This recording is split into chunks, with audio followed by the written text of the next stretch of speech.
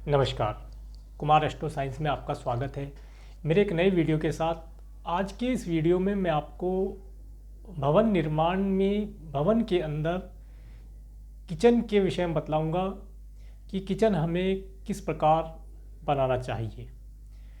जैसे कि last video vastu के अनुसार भवन निर्माण में मैंने आपको बताया था कि साउथ ईस्ट पोर्शन आग्नेय कोण में हमें किचन बनाना चाहिए। तो किचन वहाँ पर बनाने के बाद हमें किचन के अंदर गैस स्टोव को कहाँ रखना चाहिए। हमें किचन के अंदर जो हम स्लैब डलाते हैं, सबसे पहले स्लैब से शुरू करते हैं। किचन के अंदर जो स्लैब डलाते हैं उसे गार्नेट का ना हो। पहली बात, गार्नेट के पत्थर का कुछ लोग लगवा लेते हैं, वो गार्नेट के पत्थर का ना हो। दूसरी बात कि किचन के अंदर लगा हुआ पत्थर जो गैस स्टोव के नीचे लगा है वो ग्रीन कलर का ना हो। ये दोनों चीज़ें विशेष तौर से ध्यान रखने वाली हैं कि इन दोनों कलर का पत्थर गैस स्टोव के नीचे ना लगाया जाए। दूसरी बात, अब हम गैस स्टोव के विषय में बताते हैं कि गैस स्टोव को हमें साउथ ईस्ट पोर्शन में रखना चाहिए किचन के अंदर, और खाना बनाते समय आपका मुंह या आपका फेस जो है वो इस डायरेक्शन की तरफ होना चाहिए। वास्तु के अनुसार ये जो बताया गया है ये एक बेसिक नॉलेज है कि खाना बनाते हुए आपका फेस ईस्ट की ओर होना चाहिए। परंतु आजकल अगर हम देखें कि हमारी किचन ही इतनी छोटी है कि हम उसमें से ईस्ट की साइड नहीं देख पा रहे हैं, तो इसमें कोई घबराने वाली बात नहीं है। आप अपने गैस स्टोव को सही डायरेक्शन में रखें, और जिस डायरेक्शन में भी आप फेस करके खाना बनाते हैं उसका कोई इतना प्रभाव नहीं है। ये चीज़ें जब लागू होती थी, जब बहुत बड़े परिवार हुआ करते थे, तो उस समय क्या होता था, जो खाना बनाने के लिए स्त्रियां या फीमेल हैं सुबह ही किचन में चली जाती थी और शाम तक वे किचन में ही सारा समय अपना स्पेंड कर देती थी। तो उन्हें बाहर का तो कुछ पता ही नहीं चलता था कि किचन से बाहर की दुनिया क्या है। तो उस समय पर जो ये वास्तु लिखा गया था, उस समय साउथ ईस्ट पोर्शन में gas stove, south east portion में ही किचन, और खाना बनाते समय उस स्त्री का मुंह या फीमेल का फेस जो है वो ईस्ट की ओर बताया गया था। तो इसलिए आप मेन बात, आप स्टोव को, गैस स्टोव को अपने साउथ ईस्ट डायरेक्शन में रखें और किसी भी फेस करके आप खाना बनाएं, घबराने की कोई बात नहीं है। आगे चलते हैं पानी के डायरेक्शन। जो पीने का हमारा पानी है, आरओ है, कैंपर है या बिसलरी है, जो भी आप रखते हैं, उसे कोशिश करें कि आप उसे नॉर्थ डायरेक्शन में या नॉर्थ ईस्ट डायरेक्शन में रखें। अगर आप पीने के पानी को नॉर्थ और नॉर्थ ईस्ट डायरेक्शन में रखते हैं तो उस पीने के पानी से आपको हेल्थ इम्प्रूवमेंट प्राप्त होता रहेगा।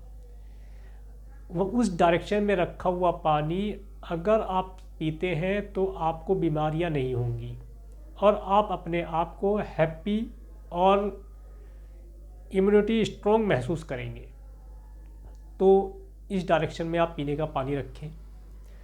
साथ ही आप अपनी किचन के अंदर साउथ डायरेक्शन में या साउथ वेस्ट डायरेक्शन में, दोनों डायरेक्शन सूटेबल है, आप इन डायरेक्शंस में अपने किचन के जो मसाले हैं, नमक, मिर्च, हल्दी, दालें हैं, दाल वगैरह जो कुछ भी हैं जो खाना बनाने में यूज होते हैं, आटा हो गया, चावल हो गया, चीनी, इस तरह के जो भी सामान हैं, उन सबको आप इन डायरेक्शंस में अच्छी तरह से एक कबर्ड या रैक बनवा कर के उसके अंदर स्टोर करें, जिससे कि वे लंबे समय तक ख़राब नहीं होंगे और दूसरा समय पर आपके काम आएंगे।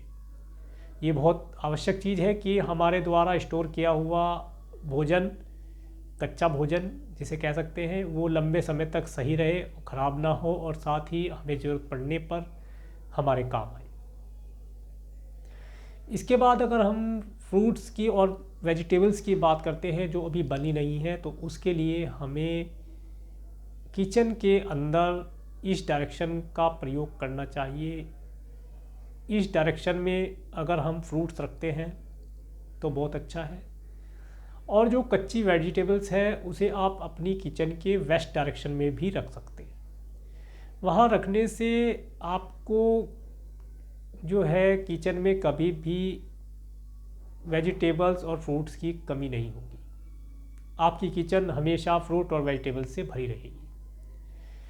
इसके साथ ही मैं बात करता हूँ किचन के अंदर फ्रिज। आजकल जो ट्रेंड है कि फ्रिज भी किचन का एक मेंबर हो गया है तो उसे भी किचन में ही जगह मिलनी चाहिए। तो उसके लिए हम फ्रिज को किचन में इस तरीके से डिज़ाइन करें कि जब हमारा फ्रिज खुलता है तो उसका खुला हुआ फेस जो है वो या तो ईस्ट डायरेक्शन की तरफ हो या फिर वो नॉर्थ डायरेक्शन की तरफ हो।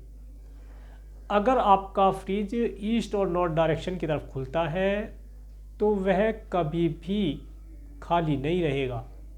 इस बात को आप नोटिस करके रख ले।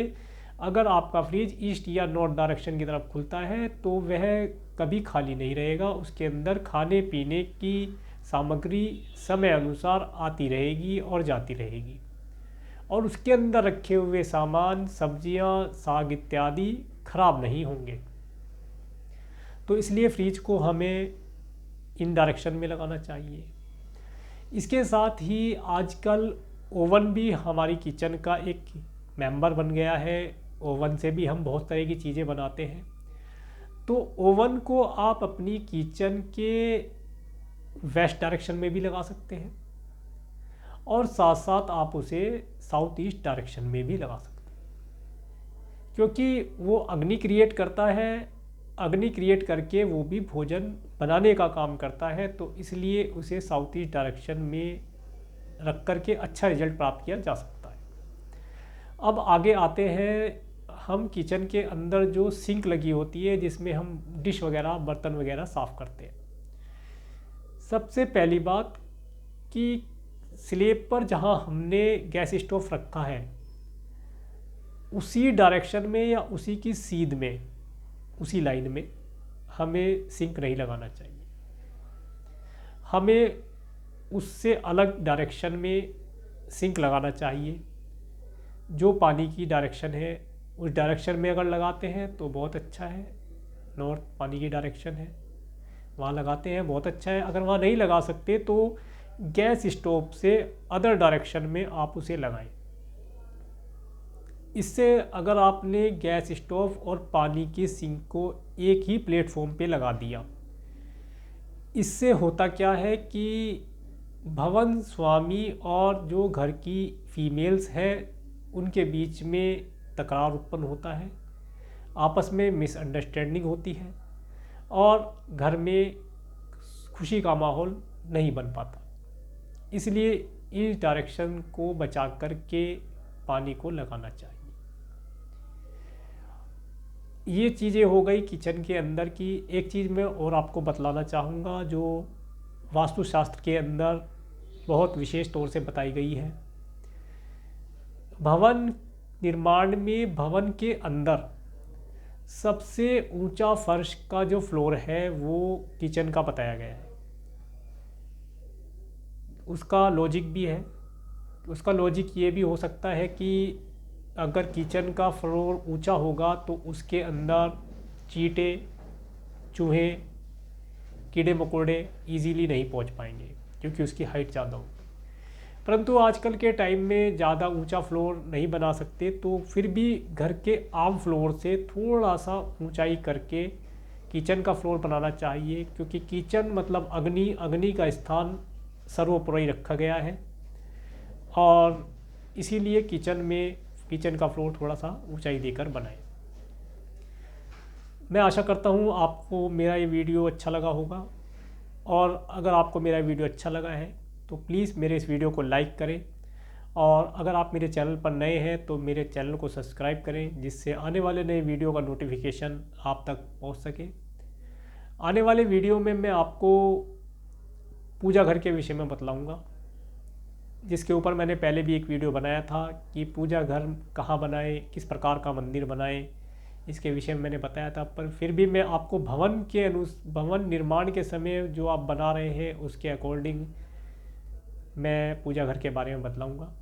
तो मेरे साथ प्रेम पूर्वक जुड़े रहने के लिए नमस्कार, धन्यवाद।